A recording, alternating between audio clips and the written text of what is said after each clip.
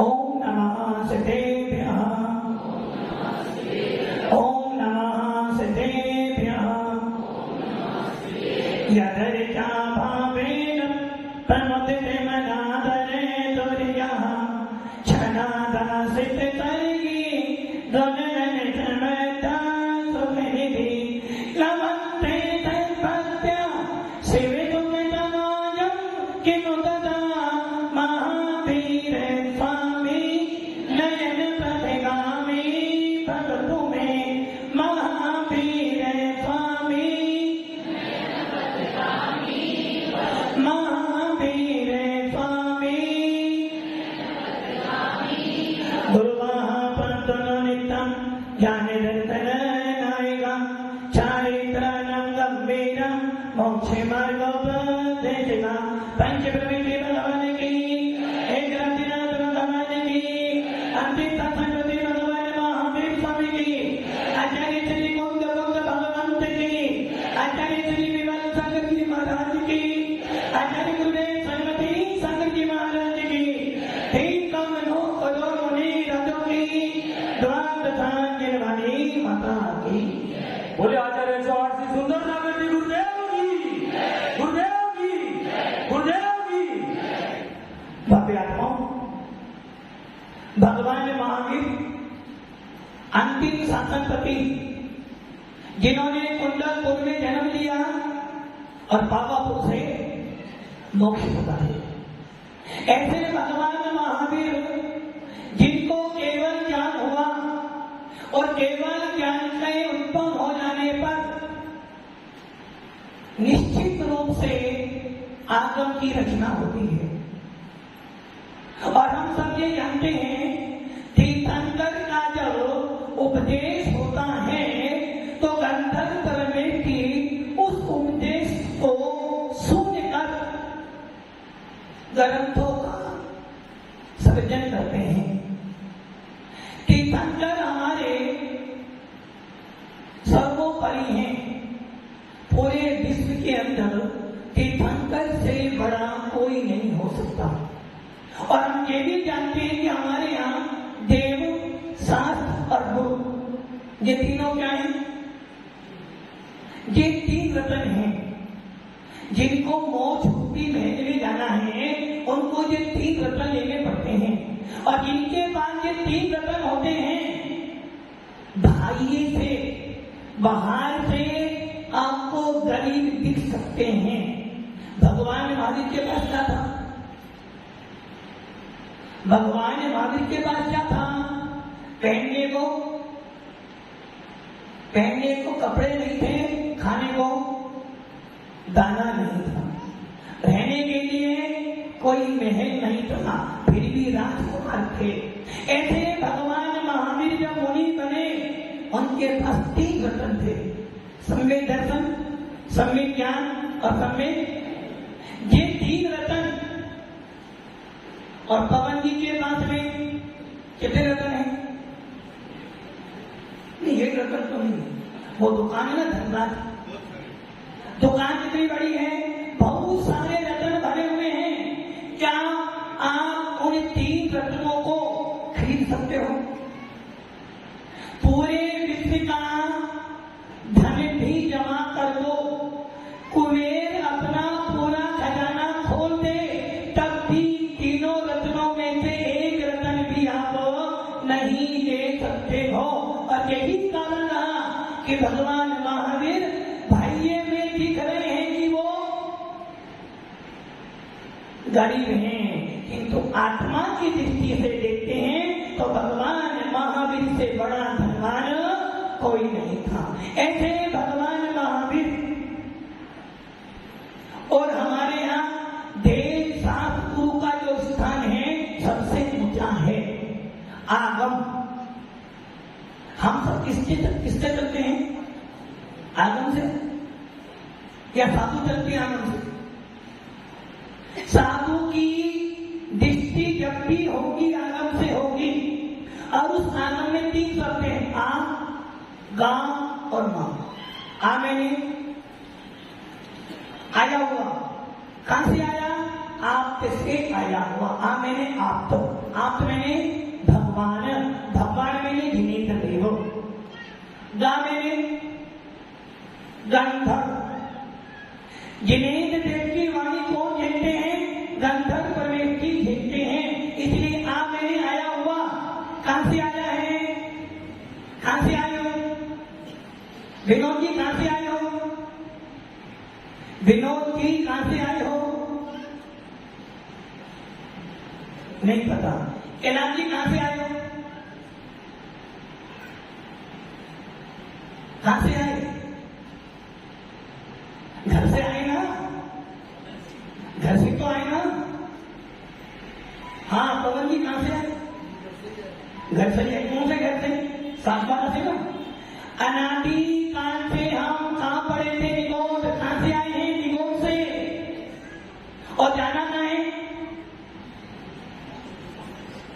कारण इतना सस्ता काम नहीं कि निगोद से आओ रोज चले जाओ, दिन भर तो घर में रहो, दिन भर तो महात्मा गांधी के पीछे पड़ो और फिर तो मोक्ष में जाना। आए कहां से हो? निगोद से। और जाना कहां है? मोक्ष में। इसी प्रकार आ मैंने आया हुआ। कहां से आया?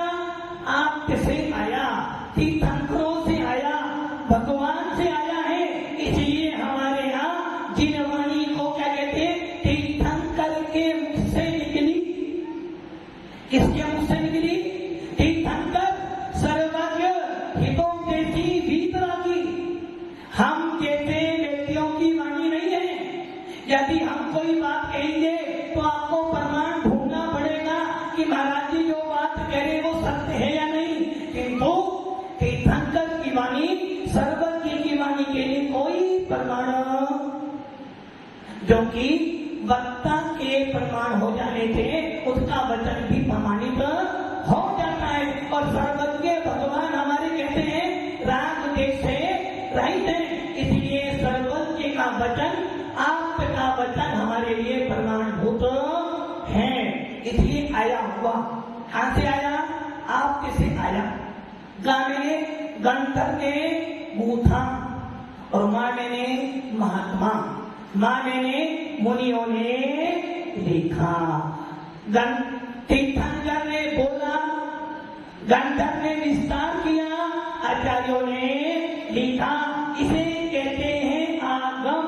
कौन सा आगम? जो आया है। कहां से आया था? तीर्थंकरों से आया था।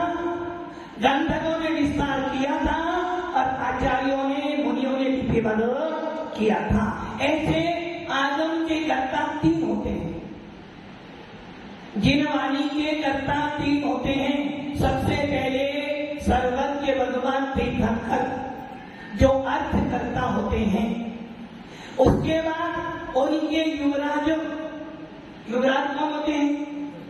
राजा ना, राजा ना बेटा जो युवराज बना है उसे आगे राजा बनना है।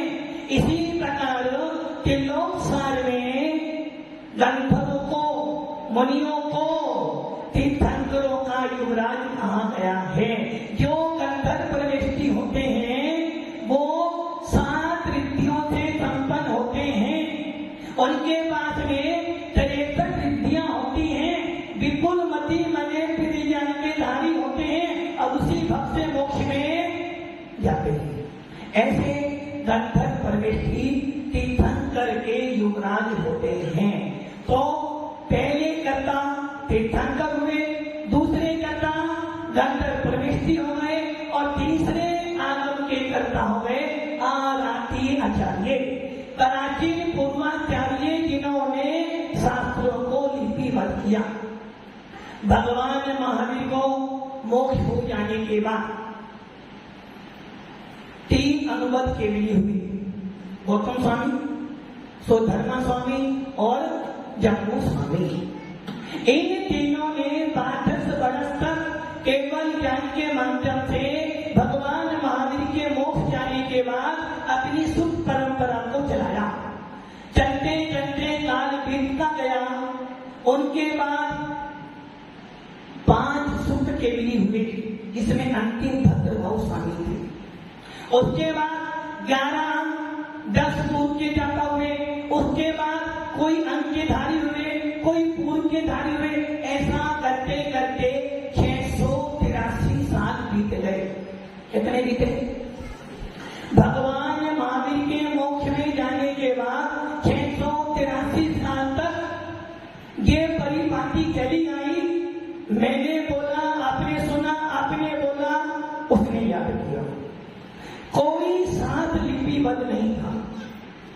आचार्य धनसेन स्वामी को चिंता हो गई कि मेरा क्षेत्रोत्सव धीरे धीरे कम हो रहा है, आगे आने वाले साधुओं का क्षेत्रोत्सव इतना अधिक नहीं होगा। उन्होंने अपनी आयु अल्प जानकर 2 मेधावी शिष्यों को ज्ञान दिया और 7 लिपिबद्ध हुआ। अपनी चर्चा चल रही थी तत्व सूत्र पर। जैन शासन का बाइबल कौन है? तत्वा सूत्र। ऐसा तत्वा सूत्र जिस पर आचार्य समर्थ भद्र स्वामी, आचार्य पूज्यपाद स्वामी, आचार्य अंकलन देव, आचार्य विद्यानंद जी और इसके बाद भी आचार्य भास्कर नंदी ने तत्वावृत्ति लिखी। इसके बाद आचार्य स्वरूप सागर ने तत्वा सूत्र पर सूत्र सागर टीका लिखी। जैन शासन का सबसे सस्ता शास्त्र, सबसे छोटा शास्त्र, कितने सूत्र? 357। कितने सूत्र? एक 2 शब्द के या एक लाइन के या 1.5 लाइन के, ऐसे 357 सूत्रों पर यदि जैन इतिहास देखा जाएगा, सबसे ज्यादा टीकाएं, सबसे ज्यादा लेखनी यदि किसी शास्त्र पर हुई है तो वो कौन सा है? तत्वा सूत्र। और सबसे बड़ी विशेषता, ऐसा कोई मंदिर नहीं होगा जिसमें तत्वा सूत्र को नहीं रखा गया। जब जब भादो आते हैं, जब जब 10 लाखन पर्व आते हैं, साल में 3 बार आते हैं। कितनी बार करते हो? कितनी बार करते हो? 1 बार।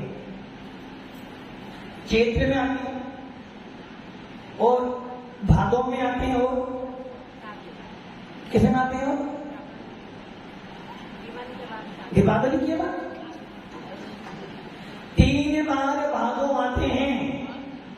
चैत्र में आते हैं, माघ में आते हैं और भादो में आते हैं। हम कौन सा करते हैं? 1 भादो। और उस 10 दिन में तत्वा सूत्र का वाचन तो हर मंदिर में होता है। यदि आपको उपवास करना है, क्या करना है? तो क्या करना पड़ेगा? चारों प्रकार के हार पानी का त्याग करना पड़ेगा। और जिसका पित्त बढ़ जाए तो उसको 1 उपवास भी भारी।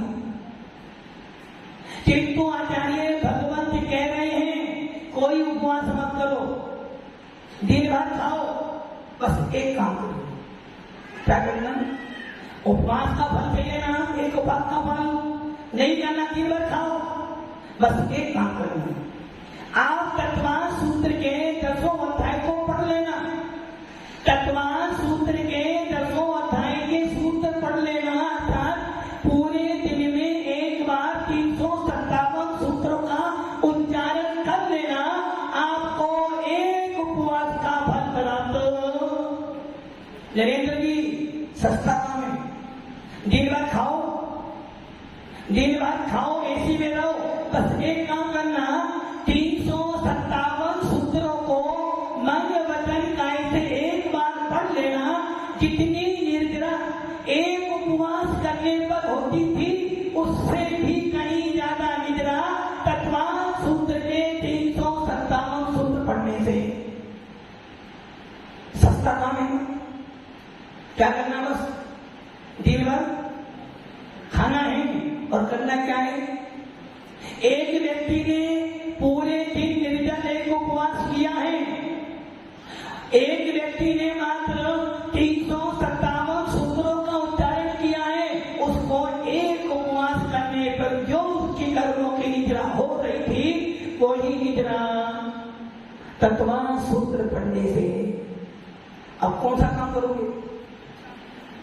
तत्वान सूत्र का अध्ययन। क्यों?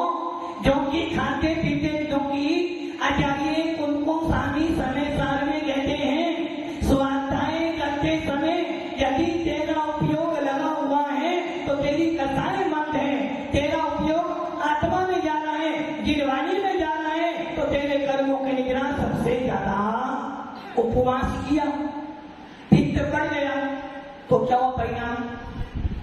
उपवास किया, घर में पंच सोना पाप करना पड़ेगा, तो उपवास का फायदा क्या हुआ? इससे तो अच्छा दिन भर खाओ और बड़ी शांति से मन लगाकर 357 सूत्र पढ़ लो, एक उपवास मिल गया। अब 1234 उपवास करते हैं तो क्या करना? दिन भर में एक बार तत्वान सूत्र पढ़ना, 1234 उपवास पूरे। ऐसा तत्वान सूत्र जिसको एक बार पढ़ने से एक उपवास का फल प्राप्त होता है, ऐसे तत्वान सूत्र पर सबसे ज्यादा टीका लिखी गई है। ऐसा जैन शासन का बाइबल।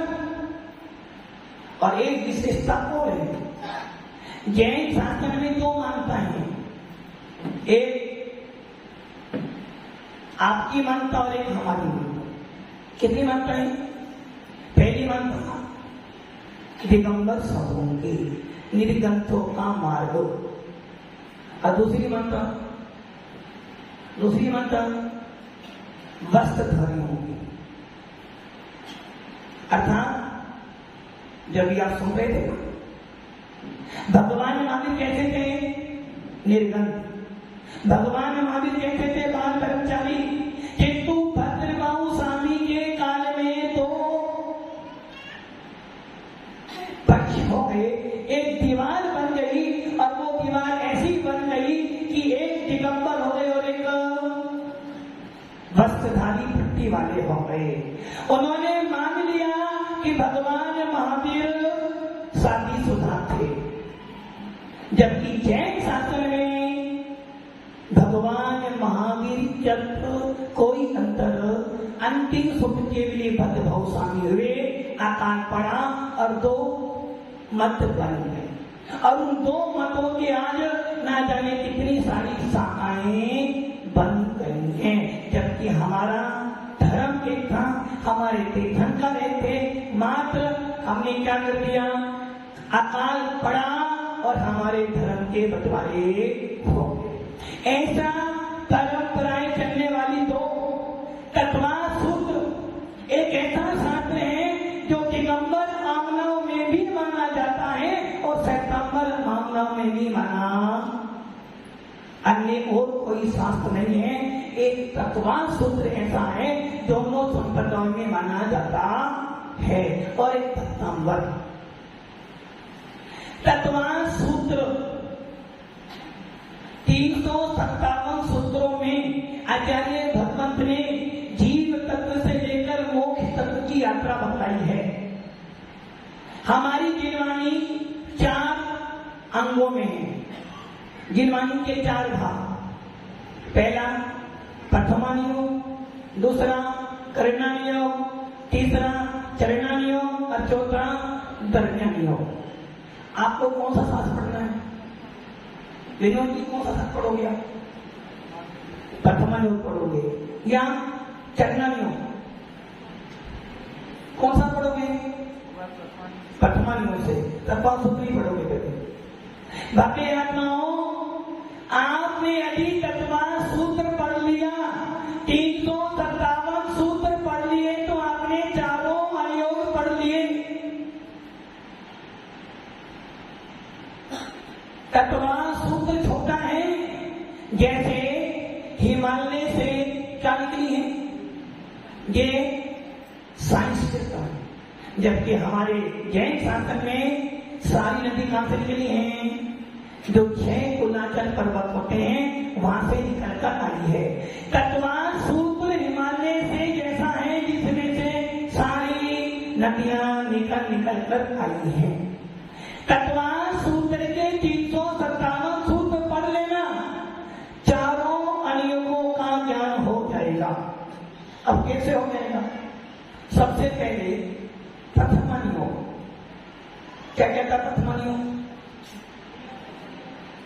प्रथम योग क्या कहता है? तेरे सलाका पुरुषों का चरित्र। प्रथम योग तेरे सलाका पुरुषों का जीवन परिचय बताता है। तत्वान सूत्र का पहला अध्याय और तीसरा अध्याय। तत्वान सूत्र का पहला अध्याय और तीसरा अध्याय प्रथम योग में आता है। हमारे यहाँ अंग प्रविष्ट 12वां अंग है, जिसके 5 भेद हैं। परिक्रम, सूत्र, प्रथम योग, चोटिका और पूर्व। प्रथम योग में 5000 पद हैं, जिसके अंदर 63 सलाका पुरुषों का वर्णन किया गया है। तत्वान सूत्र का पहला अध्याय, जिसमें पूरा का पूरा प्रथम योग है।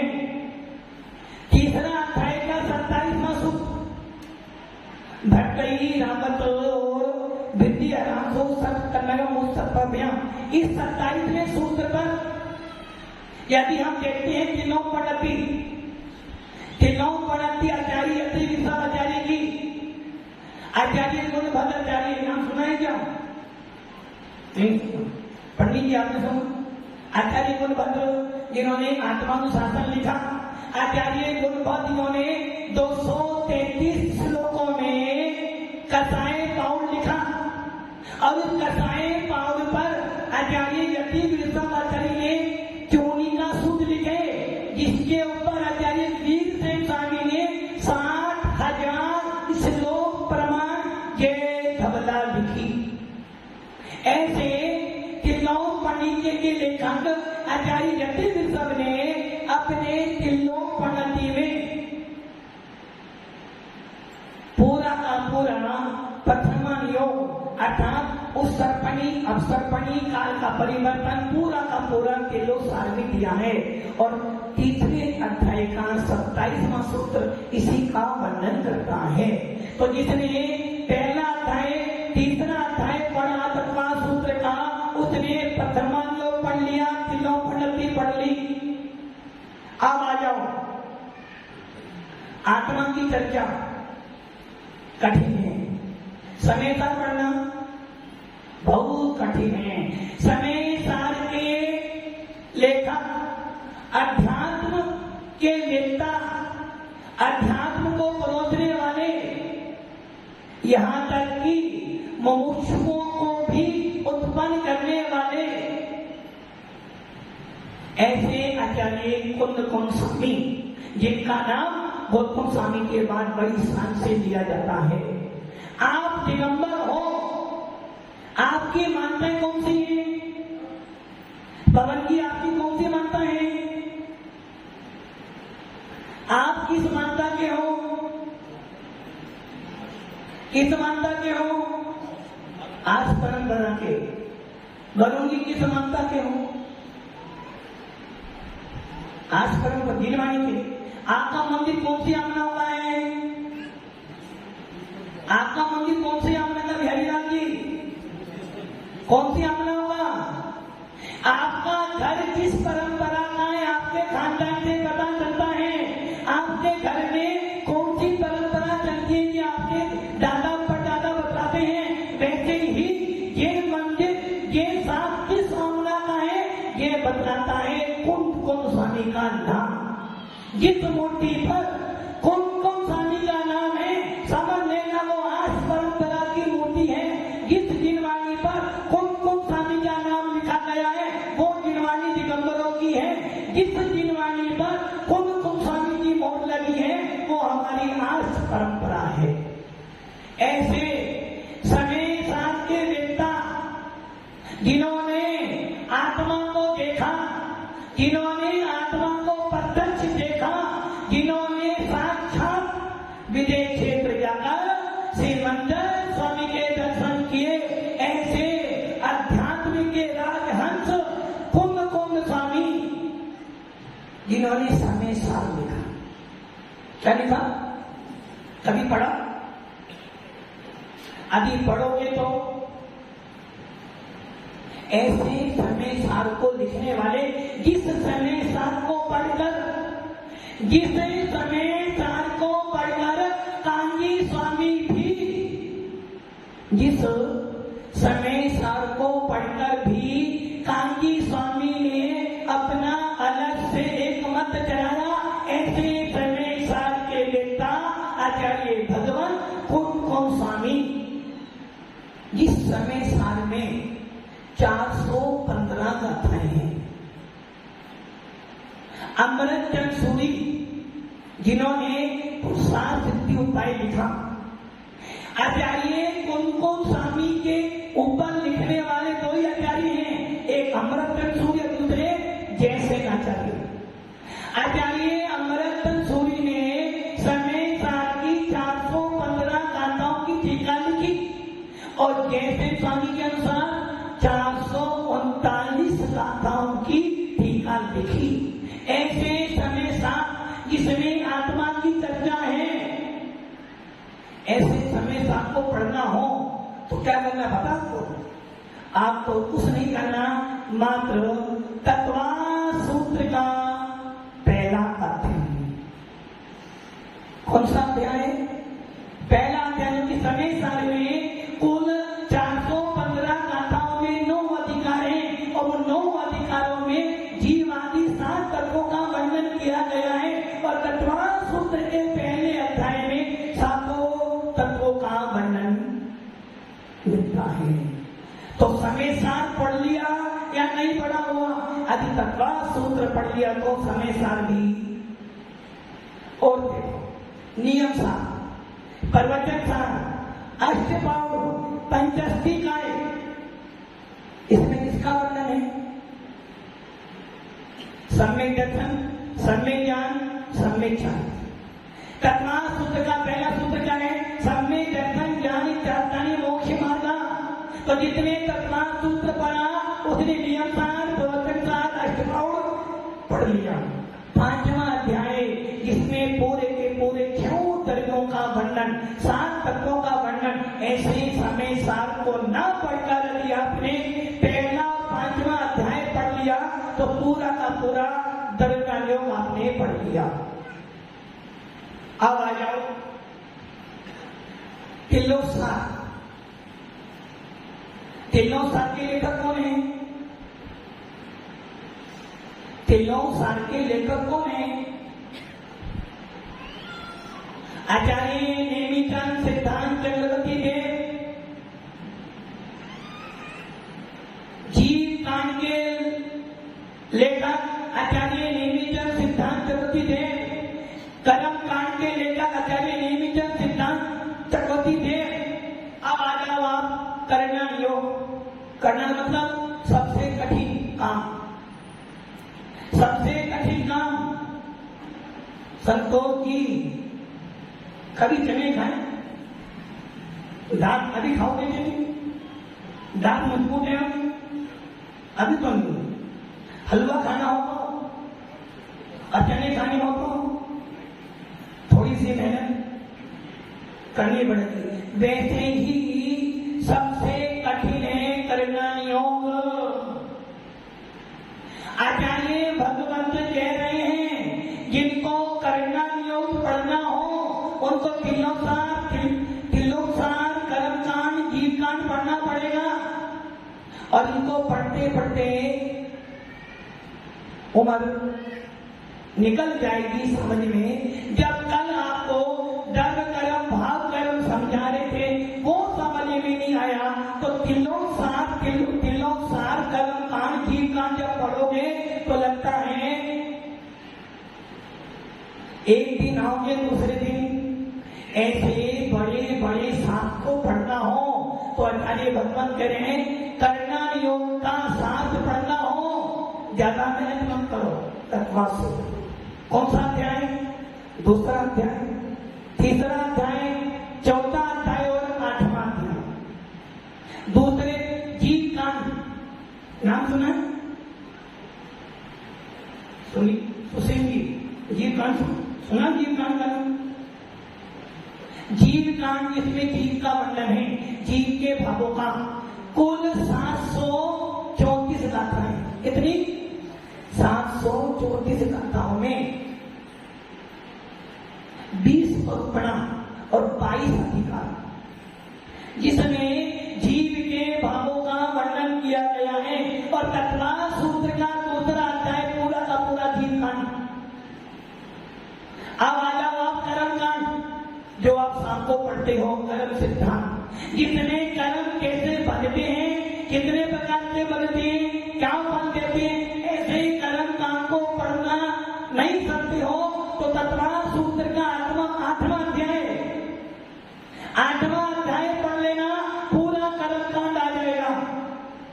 त्रिलोक सार, 3 लोक की रचना, कहां कहां पैदा हुए, कहां कहां जाओगे, कहां से आए थे, नरक कितने होते हैं, स्वर्ग कितने होते हैं, बहुत कठिन है। पढ़ने के लिए कम से कम 1.5 से 2 साल चाहिए, और 1.5 से 2 साल पढ़ने के बाद भी एक बार पढ़ोगे 1% 2% समझ में आएगा, दूसरी बार, तीसरी बार, चौथी बार जब पढ़ोगे कहीं जाकर समझ में आएगा। ऐसे कि लोग कांड को पढ़ने की जरूरत नहीं है, आप क्या करना, तत्वार सूत्र का तीसरा अध्याय, चौथा अध्याय पढ़ लेना, पूरा का पूरा त्रिलोक सार समझ में आ जाएगा। अब क्या रहेगा, चलना नियोग। चलना मतलब चलना। चारित्र 2 प्रकार का है, श्रावक का और मुनियों का। श्रावक का 4 कितने हैं, विनोद जी, जब आपको पढ़नी थी आपको पता होना चाहिए कितने प्रकार के श्रावकाचार्य हैं। कैलाश जी 36 तो हमारे मुल्कों में। हाँ जी, प्रेरणा जी श्रावक हो, कितने प्रकार का श्रावकाचार्य,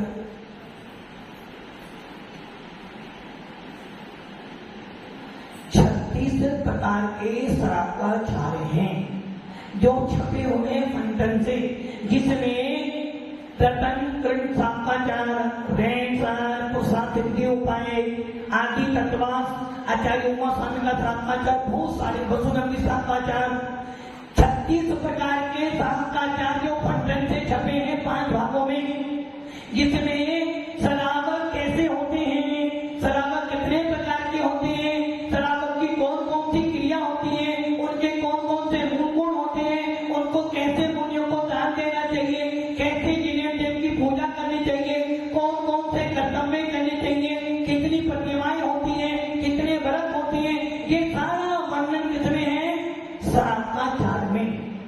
अब आप 36 प्रकार के श्रावकाचार्य पढ़ोगे तो एक भी समझ में, तो क्या करना, उमा स्वामी के पास आ जाना, मात्र कितने सूत्र, 7वां अध्याय। कौन सा अध्याय, 7वां अध्याय पढ़ लेना, पूरा का पूरा चरणान योग आ जाएगा। चरणान योग में 6वां अध्याय, 7वां अध्याय, 9वां अध्याय और 10वां अध्याय। 7वां अध्याय श्रावक की दृष्टि से, 9वां अध्याय मुनियों की दृष्टि से, मुनि कितने प्रकार के होते हैं, उनके कितने गुण होते हैं, उनकी पंचमाव्रत, 5 समिति, 3 गुप्ति, 6 आवत का कैसे पालन करना, मुनियों को कैसे उपदेश देना, मुनियों को कैसे चलना, कैसे देखना, ये सारी चर्चा 9वें अध्याय में पूरा का पूरा मूलाचार आ गया। और 10वें अध्याय में भगवती आराधना, कैसे मनन करके मोक्ष में जाना। अब बताओ, तत्वार सूत्र के 357 सूत्रों में चारों अनुयोग समाहित हो गए, तो आपको क्या करना चाहिए, या तो तीनों सार पढ़ो, तीनों पढ़ती पढ़ो, समय सार पढ़ो, नियम सार पढ़ो, या तत्वार सूत्र के 357 क्या करोगे, क्यों भाई, हाँ बढ़िया हो ना, कम, जिसमें कम मेहनत हो और फायदा ज्यादा हो वाला काम कर रहे हो, तो मान 357 सूत्रों में आचार्य उमा स्वामी ने गागर में शंकर भर दिया है। जो व्यक्ति जैन होकर इन 357 सूत्रों को अच्छी तरह से समझ जाता है वो बन जाते हैं डिग्री होल्डर पंडित जी। विनोदी को मत देखो। 3 काम कर लेना। पहला काम अभिषेक करवाना पूरे मन उच्चारण। दूसरा काम 10 धर्मों का प्रवचन और तीसरा काम 357 सूत्र की व्याख्या। कल से आपको पंडित जी नहीं डॉक्टर वरुण कुमार जी जैन। इसलिए भव्य आत्माओं जैन शासन का बाइबल, जैन शासन को जानने के लिए, जैन शासन की पूरी अवस्था जानने के लिए आपको कुछ नहीं करना, मात्र 357 सूत्रों की व्याख्या अच्छी तरह से याद कर लो। आपका पूरा का पूरा अनुयोग, पूरा शुद्ध ज्ञान आपके हाथ में आ जाएगा। किंतु अध्ययन ऐसा करना कि कोई कहीं से भी पूछ ले आपको उत्तर आना चाहिए। बस ये है तत्ववासी। अभी आपके सूत्र शुरू हुए नहीं है, अभी तो इसकी भूमिका चल रही है।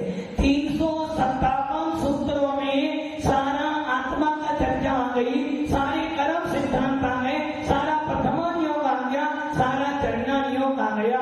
ऐसा जैन शास्त्र का सबसे लघु, सबसे छोटा शास्त्र, और देखे तो छोटा है और जब समझते हैं पढ़ते हैं तो पूरा का पूरा लवण समुद्र से बड़ा हो जाता है। ऐसे तत्वार्थ सूत्र को आचार्य उमा स्वामी ने लिखा है, जिसका नाम तत्वार्थ सूत्र, तत्वार्थ और मोक्ष शास्त्र भी बोला जाता है। तत्वार्थ आदि में मोक्ष शास्त्रों प्रथमो अध्याय, इसका दूसरा नाम क्या? मोक्ष शास्त्र। इसी भी निर्माण में नहीं मिलेगा। फिर भी हम क्या बोलते हैं? तत्वार्थ आदि में मोक्ष शास्त्रों प्रथमो अध्याय। ऐसे तत्वार्थ बोलो, तत्वार्थ सूत्र बोलो या मोक्ष शास्त्र बोलो, ऐसा उमा स्वामी भगवान ने 357 सूत्र में जो ये शास्त्र लिखा है, उनकी कृपा है जिन्होंने वो सूत्र लिख कर गए हैं, जिन पर ना जाने कितनी टीका लिखी है। ऐसे तत्वार्थ सूत्र को यदि हम पढ़ते हैं तो हम अपने मोक्ष मार्ग को प्रशस्त कर सकते हैं। सभी भक्ति जीवों को इस तत्वार्थ सूत्र को बड़ी श्रद्धा आस्था से पढ़ना चाहिए ताकि हमारा मोक्ष मार्ग प्रशस्त हो। ओम नमः शिवाय। बोले